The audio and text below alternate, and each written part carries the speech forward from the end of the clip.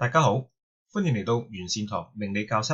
今日嘅話題係上學訣要，馮玉祥的腦後見腮。民國初年，政局動盪，造就咗唔少梟雄式嘅人物，馮玉祥就係其中一個啦。馮玉祥有名叫嘅倒戈將軍，喺幾次重大歷史事故裏邊都有倒戈之舉，而變成咗事情發展有新嘅改變，因而得名。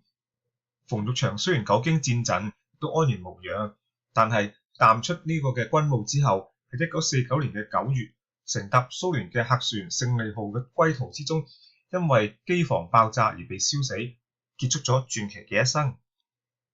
根據《命相故事》第2集裏邊記載，馮玉祥係一個腦後見腮嘅人，而且上重下輕，所以必定死於非命。大家睇幅圖可以見到啦，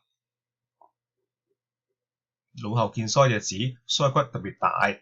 喺上學裏邊，馮氏呢一個確有點腦後見腮嘅，面頰腮骨部分相當之發達，大家可以見到。至於上重下輕，會唔會係指佢整個人嘅身體嘅比例呢？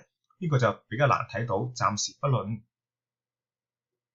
根據一般嘅講法，腦後見腮或者叫耳後見腮嘅人呢，都要多加提防，以免被佢出賣。傳聞三國時候蜀國大將魏延就因為有呢個相而被諸葛亮認為佢有反相。